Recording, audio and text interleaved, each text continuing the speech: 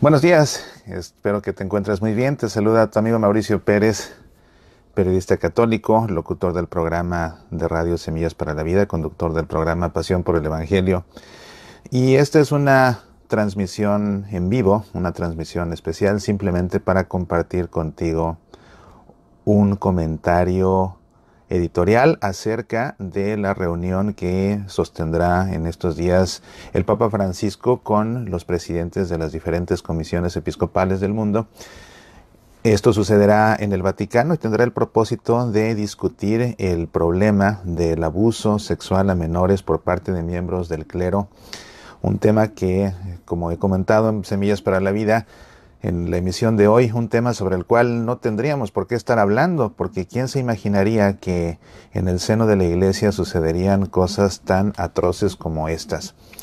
Una realidad dolorosa, una realidad que por supuesto pues desata una serie de sentimientos y no muy buenos, porque son sentimientos de enojo, sentimientos de rencor, sentimientos de miedo, sentimientos de duda, sentimientos de desconfianza. O sea, nada bueno sale de todo esto y eso no está bien. Es un tiempo en el que, por supuesto, tenemos nosotros que estar unidos al Papa y unidos a los obispos en oración para que el Espíritu Santo los ilumine y puedan ellos pues definir o decidir lo mejor que hacer para poder combatir, para poder erradicar, para poner solución a esta situación y también para poder dar apoyo, el mejor apoyo posible a las personas que han sido víctimas de estos actos tan atroces. Es una realidad que es un tema abominable, es un problema abominable por completo, pero también es justo ubicarlo en la dimensión correcta. Los medios de comunicación seculares, por supuesto, que nos hacen un gran daño, fijándose únicamente o enfatizando únicamente este problema dentro del seno de la Iglesia. Por supuesto, nadie niega que es un problema grave. Y tan grave lo es que al Papa le importa y por eso pidió que vinieran los presidentes de las conferencias episcopales para decidir juntos qué hacer en esta especie de sínodo que el Papa ha convocado. Pero la realidad es que es un problema que sucede en todos los ámbitos, no nada más en el seno de la Iglesia, sucede en todos los ámbitos y sucede de una manera trágica, principalmente en medio de las familias. Y fíjate que cuando alguien acusa a la Iglesia Católica de, pues, del abuso a menores, tal vez no lo haga de manera tan equivocada, pero sí de manera imprecisa, porque si consideramos que la Iglesia no es la jerarquía, sino que la Iglesia somos todos los bautizados, y consideramos que más del 80%, es decir, más de 8 de cada 10 niños que son abusados sexualmente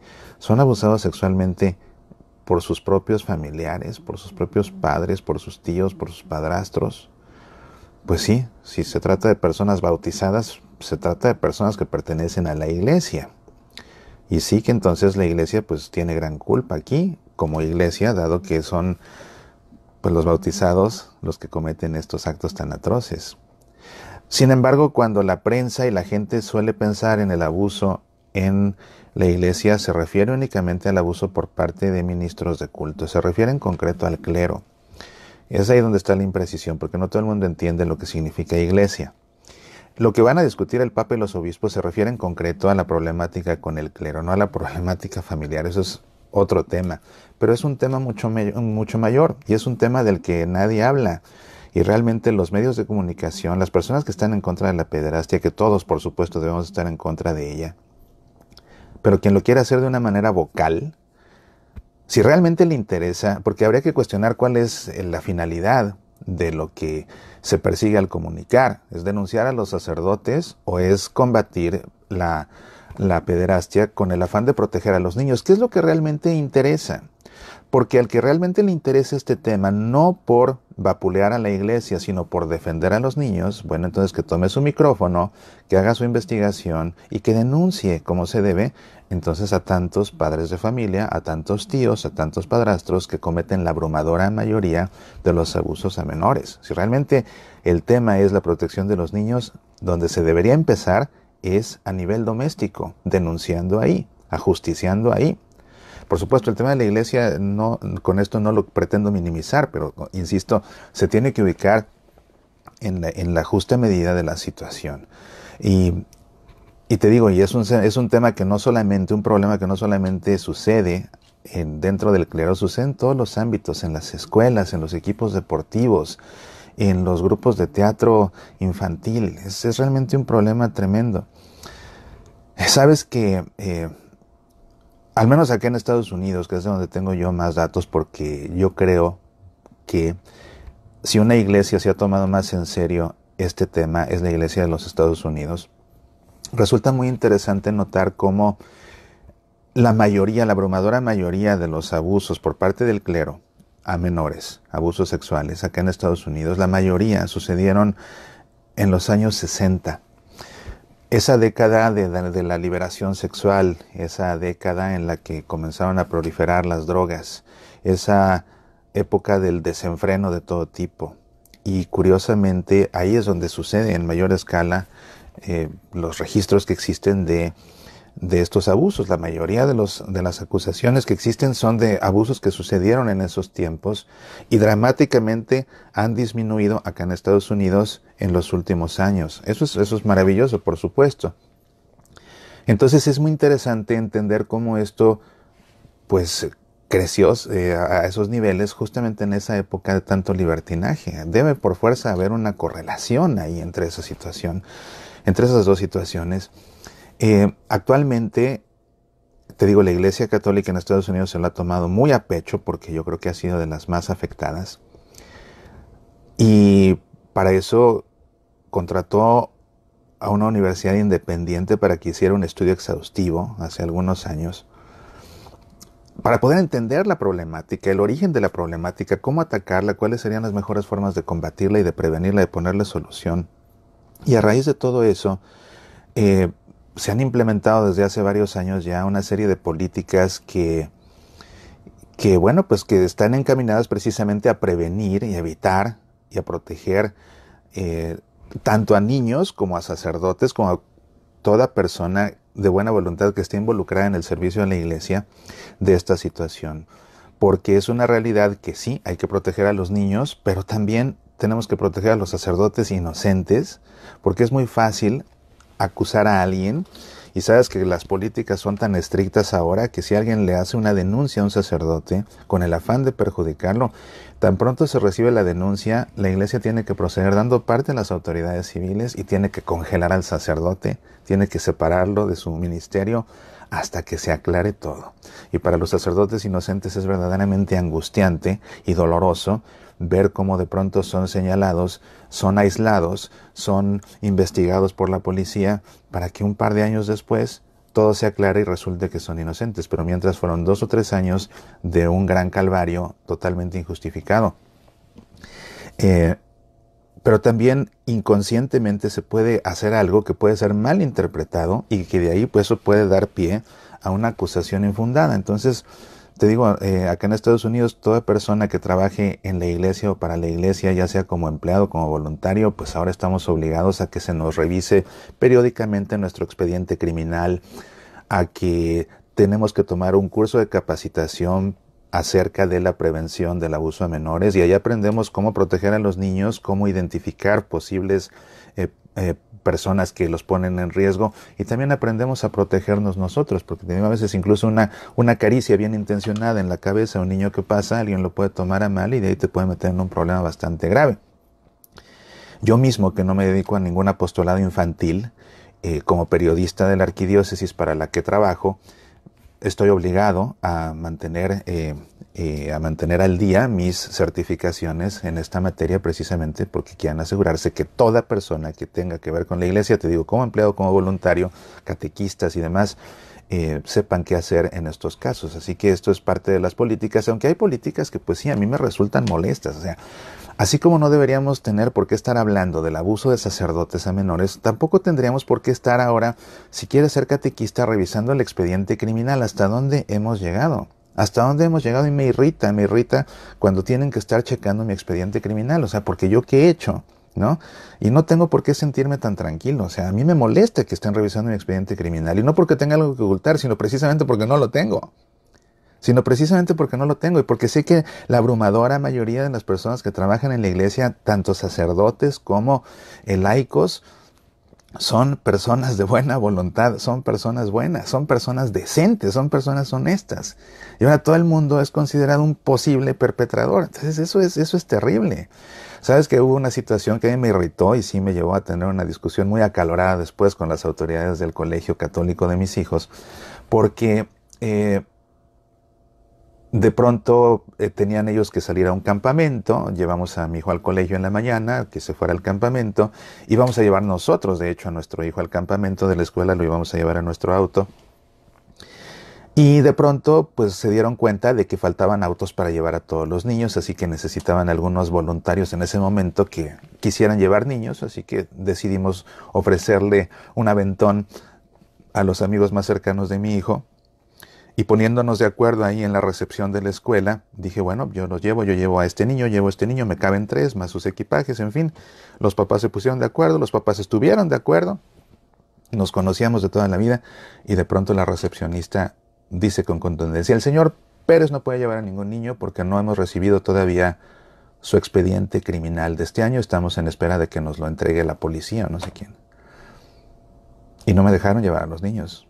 Y la forma como me lo dijeron, yo me sentí, te confieso, yo me sentí verdaderamente ofendido de que yo lo único que quería era hacer un favor, quería ayudar a solucionar un problema, y la respuesta que recibo por parte de la recepcionista de la escuela es eso. El señor Pérez no puede llevar a ningún niño porque no hemos recibido de la policía su expediente criminal. ¿Qué qué? ¿Qué qué? O sea, esa es la manera como se trata ahora la gente que quiere hacer un favor. Y la escuela pues se justifica, es que tenemos que proteger a los niños. Pues sí, yo lo entiendo, pero otra vez, ¿hasta dónde hemos llegado? Que ahora todo el mundo es un sospechoso. Pero como quiera que sea, esté yo de acuerdo o no, la realidad es que esa es parte de las políticas que tenemos que acatar. Y por supuesto yo acato, o sea, no estoy de acuerdo, pero acato. Digo, no estoy de acuerdo en primera persona, por mí, porque sé que no soy ningún criminal. Pero acato. Y bueno, entiendo que cuando alguien es un desconocido que llega por primera vez se tenga que hacer esto. O bueno, así lo quieren hacer. Pero eso te habla, te digo, de la seriedad con la que se está tomando esto, con lo que se ha venido tomando en la iglesia aquí en Estados Unidos ya por varios años.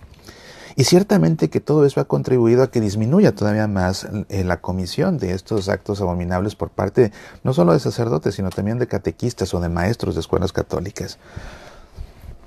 Entonces, qué bueno que se congreguen en el Vaticano con el Papa, que vengan los presidentes de las comisiones episcopales a compartir qué se ha hecho bien para que entre todos puedan copiar las prácticas que funcionan y también a ser honestos y a discutir lo que no ha funcionado para entonces evitar seguir haciéndolo. Algo que no funcionó definitivamente y de lo que se acusa también de manera imprecisa, creo yo, a los obispos es de haber encubierto, en el sentido de que se hacía la acusación de que un sacerdote había abusado de un menor y entonces lo mandaban a terapia y lo cambiaban de diócesis o lo cambiaban de parroquia para empezar. Si era un sacerdote diocesano, lo cambiaban de parroquia. Y sí, así se procedía. O sea, había una acusación, el sacerdote se retiraba, primero se hablaba con él, luego se le retiraba, se le mandaba a un tratamiento psiquiátrico o a un centro que recibía una terapia. Se pensaba que esa era la solución y después se asignaba a otro lado, porque se pensaba que separando del ambiente donde había caído ya no caería más. ¿Lo hicieron los obispos por encubrir? No, en la mayoría de los casos no lo hicieron por encubrir, lo hicieron porque se pensaba que esa era la forma de proceder, y no solamente dentro de la iglesia, así se procedía en todos lados. En las escuelas, por ejemplo, en las escuelas públicas, cuando había una situación así, ¿cómo procedían las autoridades escolares? A los maestros que habían cometido un abuso sexual a un alumno, lo mandaban a terapia y lo cambiaban a otro distrito escolar. Era como procedían todos, porque era como pensaban que se solucionaba el problema. Ahora sabemos que esa no era una solución, pero en ese momento procedían así los obispos porque era lo que todo el mundo pensaba que funcionaba. Ya se sabe que eso no funciona, ya se sabe que eso no funciona, entonces ya no se procede así. Sí, ciertamente que hubo obispos que se hicieron de la vista gorda, que quisieron ocultar las cosas, que no lo supieron manejar.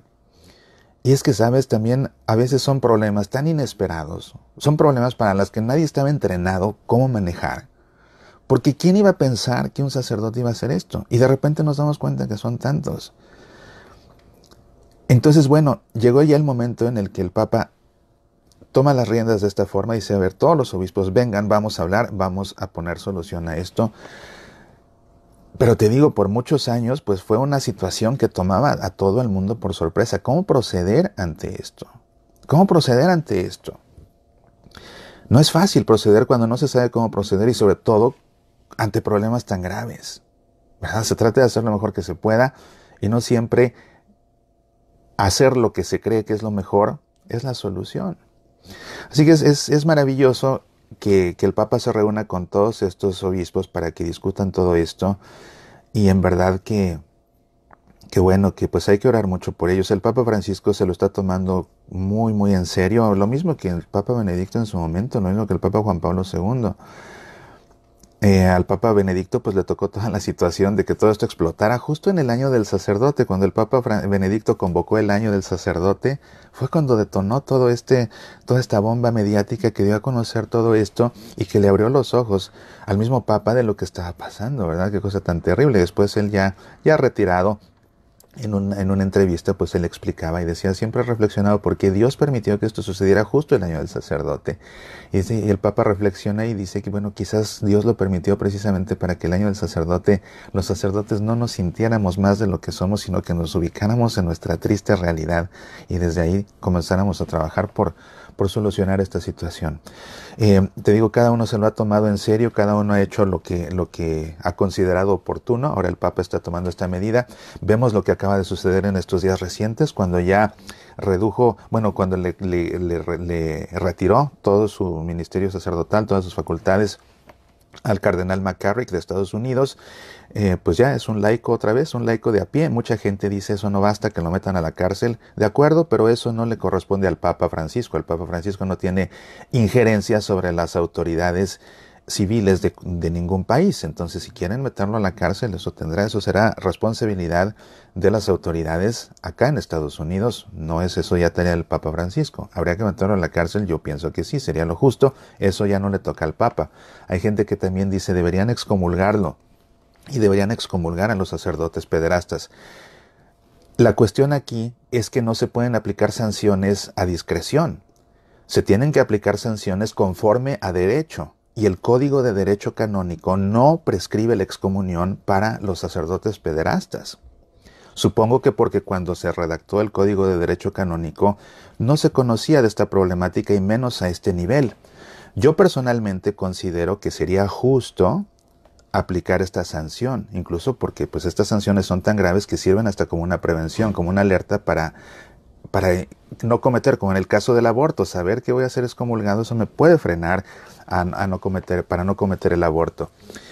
Además es algo terrible, ¿verdad?, que va de la mano con aquella sentencia de Jesús, ¿no? Aquel que escandalice a uno de estos pequeños más le valiera, que le ataran una rueda de molino al cuello y lo tiraran a un río. Entonces, yo creo que lo justo, tanto para prevenir como por el daño que se hace, yo creo que lo justo sería incluir en la lista de delitos canónicos que ameritan una excomunión la pederastia por parte de los miembros del clero. Pero, a mí me gustaría personalmente que sea uno de los temas que se pongan sobre la mesa ahora que está el Papa con los obispos y que esto se considere. A mí me gustaría que eso sucediera. Yo lo recomendaría incluso. La cuestión es que incluso si eso se hiciera y se aceptara y se hiciera una enmienda al Código de Derecho Canónico para que entonces se sancione con una excomunión la pederastia del clero, no se puede en justicia aplicar una pena retroactiva a nadie. O sea, no se puede, alguien que cometió un delito tiene que ser juzgado con las leyes vigentes. No se puede después cambiar la ley y aplicársela en retroactivo. Entonces los que cometieron ya el acto de pederastia, aunque a partir de ahora fuera pena de excomunión en esos casos, pues los que ya lo cometieron no pueden ser excomulgados. Más bien a partir de ahora el que sea culpable, sea encontrado culpable de haber cometido la pederastia, tendrá que ser sometido a la excomunión. Insisto, si es que acaso el Papa y los obispos decidieran que esto debería aplicarse y, para empezar, si es un tema que ponen sobre la mesa de discusión en estas sesiones, porque como te digo, esta es una opinión personal que estoy emitiendo, por eso titulé esta emisión Comentario Editorial, es simplemente mi punto de vista a este respecto. Pues bueno, es un tema que no me gustaría tocar, pero sé que es un tema importante y sé que es un tema al que los medios seculares de comunicación van a dar cobertura. Y bueno, suele la prensa secular tener cierto sesgo anticlerical, sesgo anti-iglesia católica, sesgo antipapa muchas veces. Entonces me parece oportuno, justo, pertinente y necesario que también conozcas el punto de vista católico sobre esta situación. Los problemas, para poder remediarse, lo primero que se tiene que hacer es aceptarlos, asumir la responsabilidad y entonces trabajar para solucionarlos. Es realmente muy importante entender qué es lo que está haciendo el Papa y los obispos. Estamos aceptando, reconociendo, y ya desde hace cuánto tiempo se ha reconocido, hay un problema, tenemos que solucionarlo. Maravilloso que los representantes de todos los superiores generales de las congregaciones religiosas y de las órdenes sacerdotales hayan emitido esta declaración en la que reconocen sus culpas, en las que apoyan al Papa, en las que prometen hacer lo que esté en sus manos. Ellos estarán al pendiente de las directrices de sus obispos ahora después de estas sesiones de trabajo. Por supuesto que yo me imagino que después de un tiempo, así como el Papa suele emitir una exhortación apostólica post-sinodal, después de un sínodo, meses después, yo me imagino que después de todo lo que se discuta, el Papa se va a llevar todas sus notas, va a reflexionar unos meses y después emitirá cierto documento pontificio en el que establezca qué directrices se tienen que seguir de ahora en adelante para combatir esto que bien se ha llamado un monstruo que hay que cortarle la cabeza y de tajo, por el bien de todos. Pues bueno, amigos, se nos termina el tiempo de esta transmisión. Yo les agradezco a todos ustedes su interés y su tiempo para acompañarme por aquí. Que tengan un día lleno de bendiciones. Seguimos en contacto a través de Semillas para la Vida y los espero el fin de semana en Pasión por el Evangelio para hacer el análisis bíblico del Evangelio que leeremos en la misa el domingo. Gracias a todos, que Dios los bendiga. Apasionate por nuestra fe.